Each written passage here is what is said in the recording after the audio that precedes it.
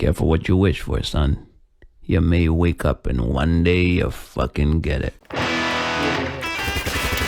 Oh shit. Oh my god, it's got triple with one. Oh, behind. Wait. That's one more. Help!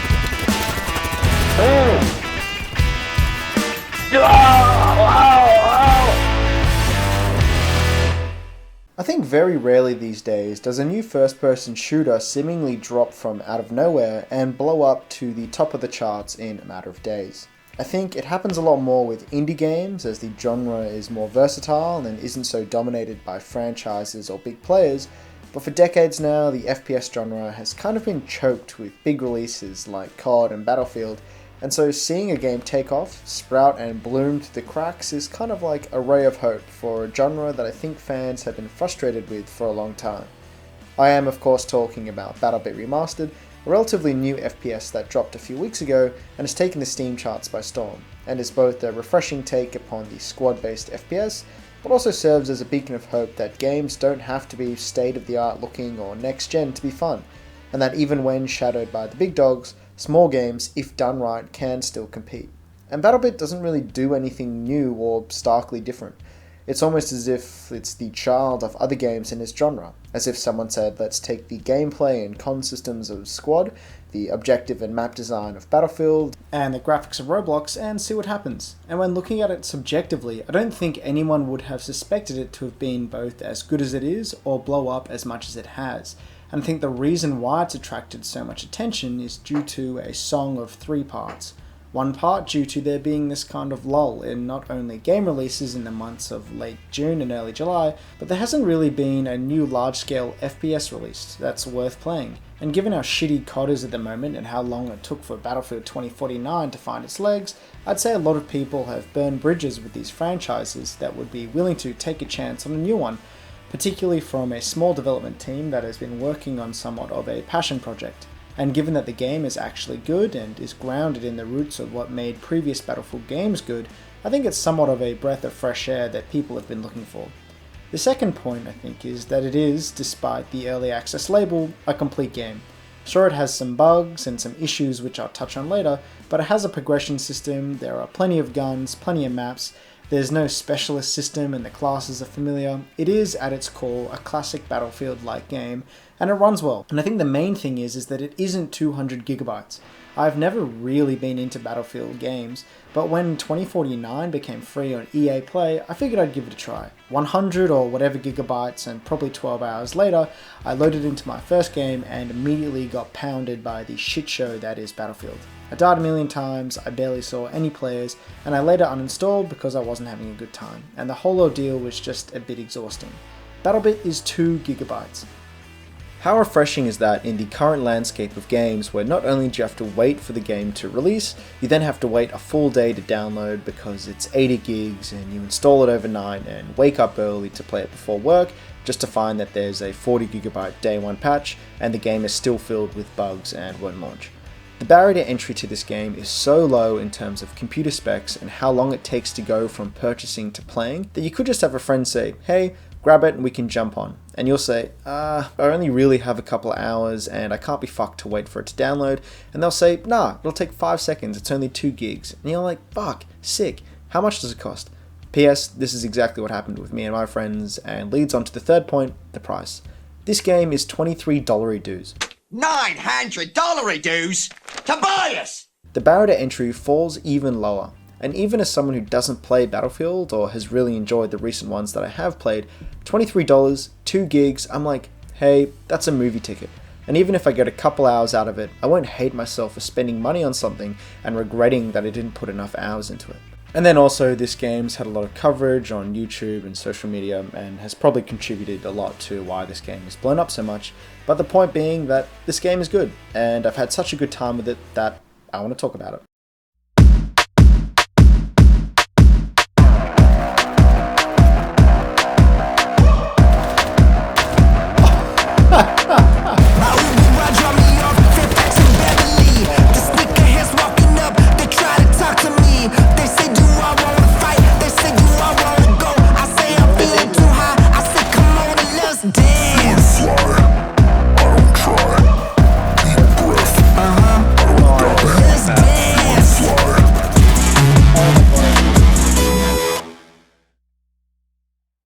Now for context, a little bit about my history with Battlefield is that I never really gelled with it.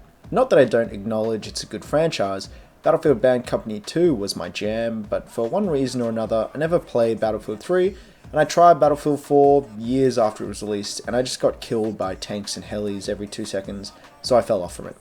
I played a fair amount of Battlefield 1, which I enjoyed, but again, it didn't grab me as much as some of the other games I've played. What put me off them was the size of it all. The big maps, the large-scale conquest type game modes, just the overall chaos and having to run halfway across the map looking for players just to die, or the massive struggle of trying to break into choke points. And all that isn't just exclusive to Battlefield, even Ground War on COD Modern Warfare wasn't really my thing for similar reasons, instead being more drawn to the smaller, more intimate game modes and gunfights. I think the larger scale battles are always just a bit too chaotic for me, and I felt like I really didn't have much of an individual impact on shifting the tide of the game. And although Battlebit really doesn't do anything differently, I've slowly found myself coming around to it, and there are some subtle reasons why I think that's the case. But let's go into what Battlebit is before we look at why it's different. Battlebit is a first-person squad-based shooter, set in a modern-day fictional world with modern guns and modern equipment and modern technology, blah blah blah. In Battlebit, you can select 3 different server sizes. Your large-scale games, the 250-player games, are the game modes with vehicles, and I think is the game mode that resonates the most with players as the typical Battlefield game mode. The smaller server sizes, the 150 and 164 player game modes, are the game modes I was most drawn to, and the 64 player lobby being the lobby that I played almost exclusively, as the maps are smaller and it feels like you and your squad have much more of an impact on the game, and you typically don't have to spend as much time running around looking for a fight. The game modes you can choose to play will all be familiar with Battlefield vets. You have Conquest, there's Frontline, which is kind of like a tug-of-war, Rush, which is like Search and Destroy, and there's Domination, which is a smaller scale conquest without vehicles, and a few others, but Rush and Conquest and Domination typically what you'll play the most, as they're the most popular. Upon joining a game, you have the option to join a squad, of which can hold 8 people. Now the large squad sizes I think are awesome. I've got a whole bunch of mates that have this game, and multiplayer games that allow for 8 people to play together in the same squad feels quite rare these days. And it all fits in well with the casual nature of Battlebit, with the title menu being the most simple of the recent first-person shooters I've played. Do you want to play 250, 150, or 64 player lobby? One click and you're in. Want to join a friend? Their game is on the right, one click, you're in. You can tell a lot about a game from its menus, and Battlebit's straightforward design shows that this game doesn't care for all that other convoluted bullshit that modern day shooters bring with them. It wants you to get into the action as soon as possible, and the means to do so are simple. Joining a squad allows you to pick 1 of 5 classes, each with slight differences. Some equipment is accessible across all classes, like mines, grenades, and bandages, which are used to stop bleeding or revive dead teammates. More on that later. The Assault class gives you access to assault rifles, as well as a grappling hook that lets players scale walls. Medic lets you use assault rifles, SMGs, PDWs, as well as medkits that you can use to heal other players, as well as yourself, and gives you faster bandaging times. Engineer lets you use assault rifles in DMRs, and grants you the use of a rocket launcher. Supports lets you use LMGs, and allows you to drop ammo boxes that teammates can use to resupply. And Recon is snipers, and lets you use binoculars and an explosive drone. In terms of the guns themselves, I think Battlebit has really nailed it here. Although the range may be a little limited, there are multiple guns to choose from in each category, and each gun feels unique and distinct from one another. Assault rifles excel in medium to long combat, but still pose a decent threat in close quarters combat, albeit if they are a bit slower to handle. SMGs are great in a pinch, with the fast fire rates making them ideal in close quarters, but still pose a decent threat when used for medium range gunfights if your aim is good enough. And there's also a plethora of weapon mods to choose from, different sights, different barrels, grips, magazines, each having a palpable effect on the handling and accuracy of the weapons, though I will say some weapons definitely outperform others. There's also a unique reload system that I think is a cool feature, whereby tapping reload inserts a new mag and saves your old one, which can later be reloaded at resupplies. Or by holding reload you do a sort of mag dump, discarding the old mag but dramatically shortening the reload time. I think it's cool that this is in here, and is definitely unique to this sort of game, but to be honest, very rarely am I alive long enough to make holding onto the old mags worthwhile. Even with the revive system, which I'll touch on later, most of the time I just choose to respawn to get all my ammo back and get a better spawn on my teammates anyway.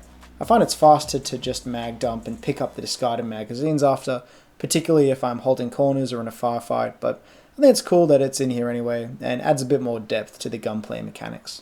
Now in terms of gameplay, I think there are a few things that Battlebit does really well. First off, the game runs great. I mean, you probably wouldn't expect less from a game that has such simple graphics and such a small install size, but in saying that, I'm shocked that these servers run so well to support 250 players on launch, particularly given the current climate of games at this scale. I know they had some history with their pre-alpha that probably flushed out a lot of the issues, but in saying that, in my entire playtime I haven't had any issues with the servers. A few friends have had a few issues with launching the game, and there's been some stuttering when opening either the scoreboard or the map, which would cause the game to lag for a second. But I think the developers patched that out recently, or at least the issue seems to have gone away, and my friends are eventually able to successfully join the game after a reinstall, which doesn't take long given the game size. However, it is annoying. This game also has VoIP chat, which I think is perfect for a game such as this, and makes for some very entertaining interactions. Wait, I'm injured In forward. about 16 more seconds, you're gonna see the true power of a fucking Queensland.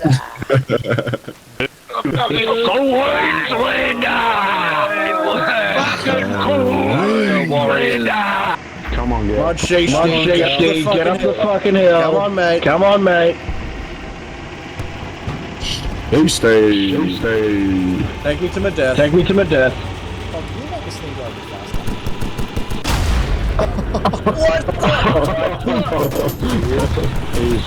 Stay. What the fuck? What the fuck? So much smoke.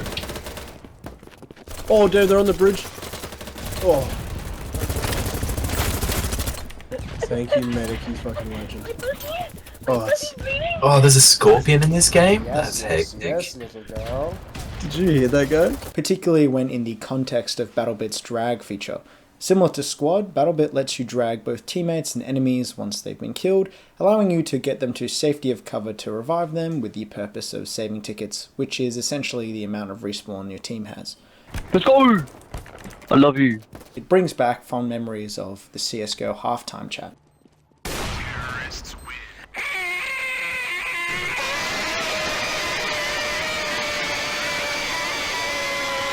I also enjoy how fast-paced this game is. The time to kill is faster than any other Battlefield game, and although at first this annoyed me a little bit, as most of the time it becomes a case of whoever shoots first kills first, and if the enemy gets the jump on you then you're pretty much guaranteed to die, but given how fast the rest of the game is, the fast load times, the fast respawn times, how quickly you can cross the map, and how chaotic each game can turn into, I feel as though the time to kill really complements the overall pace of the game, and a longer time to kill would ultimately make the game more frustrating. It also makes for controlling your movement and positioning all the more important.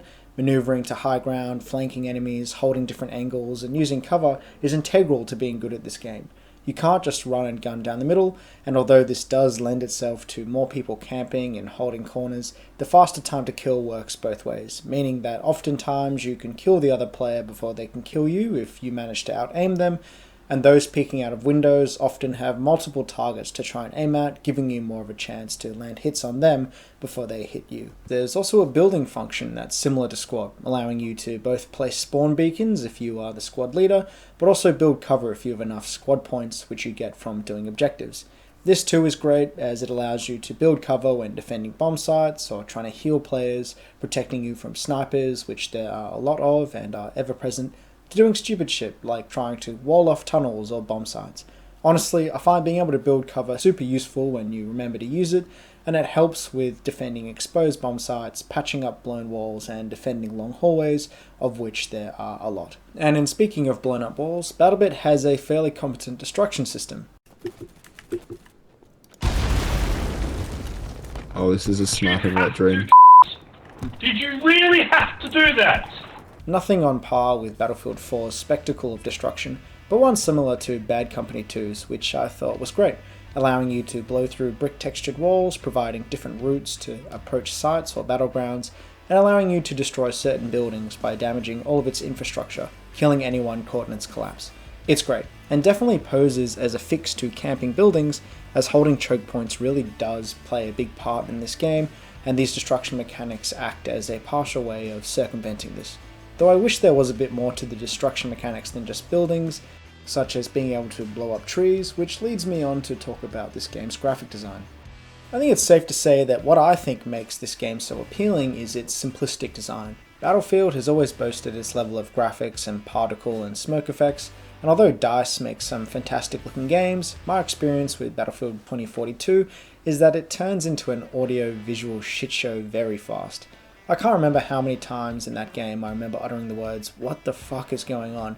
as my eyes were assaulted with smoke grenades and mortar fire and my ears were deafened by gunshots, and you were just shooting at everything as you weren't able to tell friend or foe apart because everyone's character model is the same and they all blend in with the environment. Battlebit feels a lot less like this, as the simplistic design makes it a lot easier to navigate these situations and these problems, as your eyes are more easily attracted to other players. It also helps that this audio is much more forgiving on the ears, with gunshots sounding like pea shooters and explosions being nowhere near as obtrusive as Battlefield's.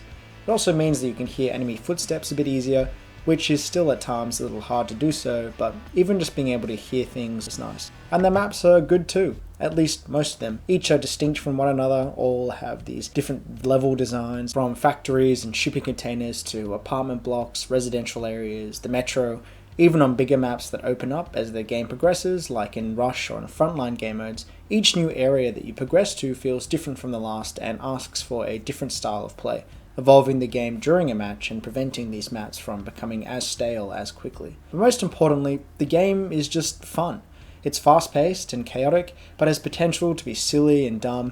It's defending a site and seeing a whole army of people rushing towards you, to being in the heart of a battle with bullets, grenades, and rockets going off as enemies are storming the bomb sites. It's this fast gameplay loop of rush, die, respawn, repeat, and the team-wide assault onto compounds that's intoxicating. As each kill, death, and respawn on squad mates makes me feel this rush of dopamine to my brain.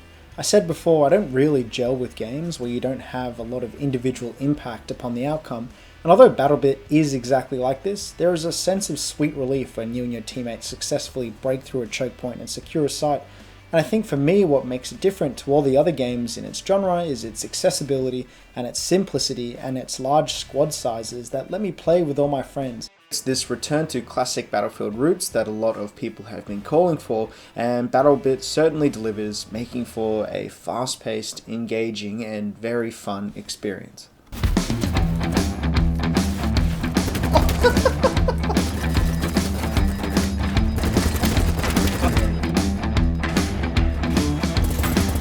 Don't miss that, boys. Get ready, boys.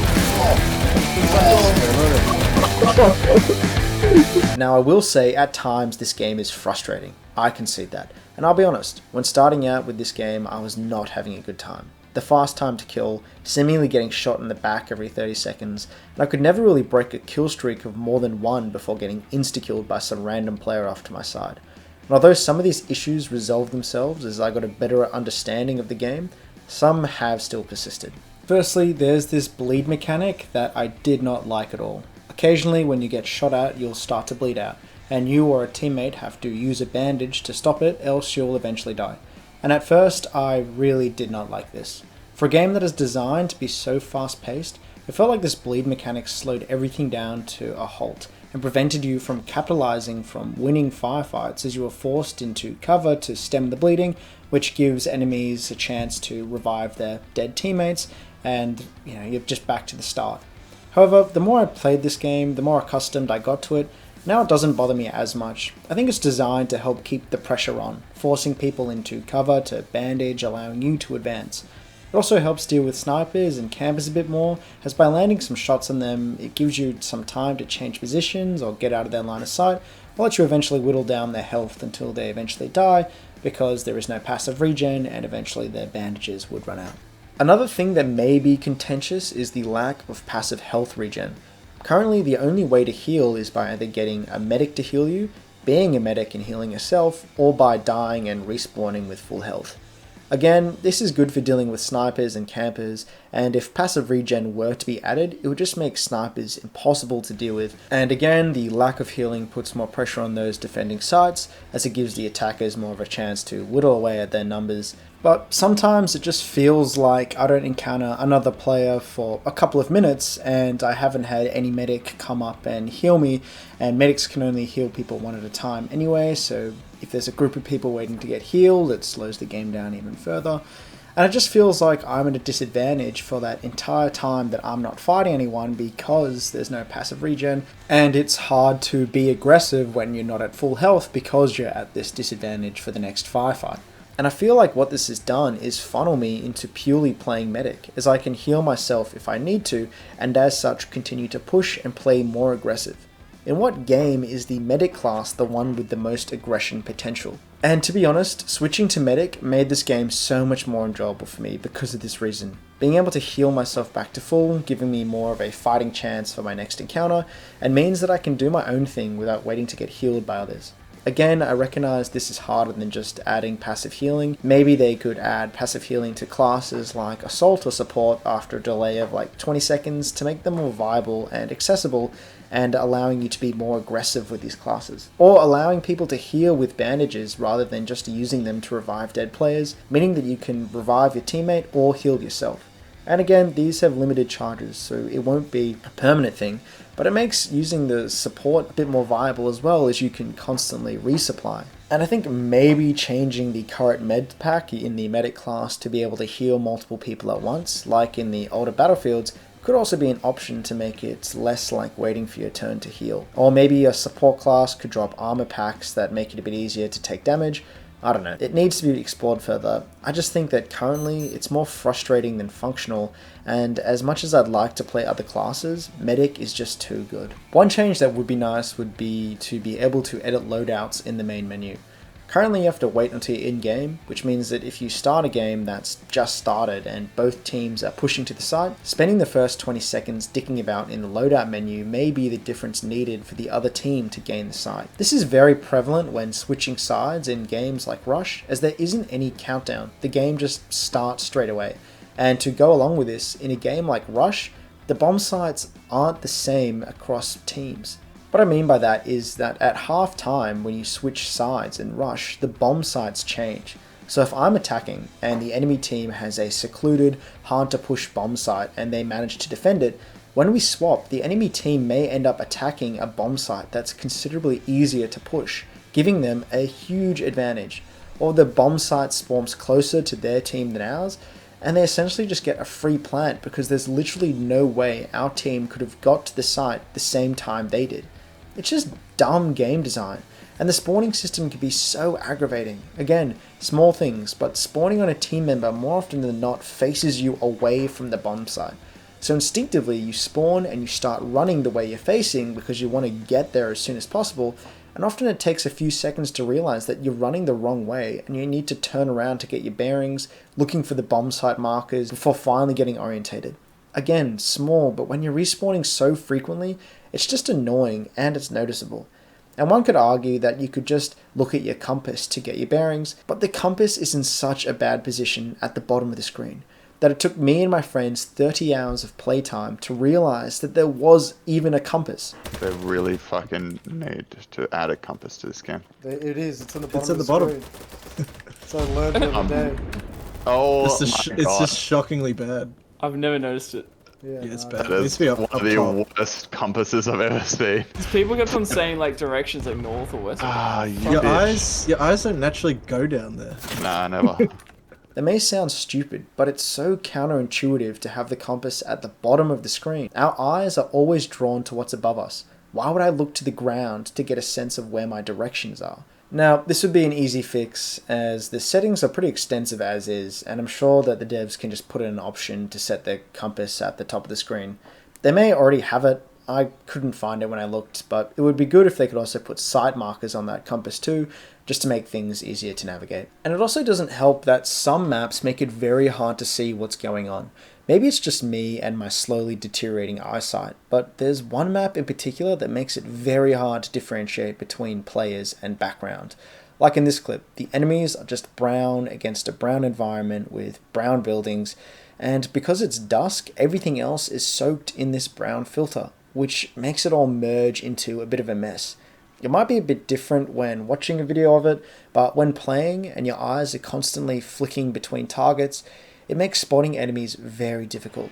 Now, to be fair, no other map is as bad as this one in regards to color palette, and I've only had to play this map once. and the differentiation between friendly and enemy isn't as bad as Battlefield either, with friendlies having a small triangle over their head whose colour you can change in the settings. And the settings are quite thorough, being able to change map marker colour and size, teammate and enemy indicator colours, squad member colour, and it's worth spending some time working out what works for you in these preset colours, as the preset colours, in my opinion, aren't great. And there are some other issues with the choice of colour design in the game as well, mainly with how it impacts things like depth perception. Given this simple design, Battlebit uses a lot of solid textures and colours for everything. Cars are a single colour, walls are a single colour, and although it makes things easier to see, the lack of colour gradient means that it's hard to gauge depth in some environments, particularly when looking at things from a distance. And these hard, solid colours, in my opinion, also cause a little bit of eye strain, because there's no softness to it. So what results is a lot of conflicting, hard-edged, solid colours that your eyes are constantly scanning to try find enemies, so your eyes are just constantly straining. And you don't notice it playing too much, but after like a 3-hour session, closing my eyes feels as though I've been staring directly at blue light. And returning to a game like Hunt Showdown after a week of Battlebit really made me appreciate how straining Battlebit can be. So yeah, overall this game does have its problems, but at its core it's fun, casual, and I think it's more accessible to new players than any other game in the genre, especially given that the low price point and the small file size makes it so easy to just pick up and play. And I think it's one of those games that friends can just jump into after a couple of weeks of different games and pick up where they left off. It's one of those long-term investments that you'll find yourself coming back to every couple of weeks or so, just for a good time and see where the game's at. And if you are a Battlefield fan, or you've tried getting into Battlefield and have been unable to sink your teeth into them, give this game a try. I'm sure you'll find that there's a lot of things in this game to enjoy.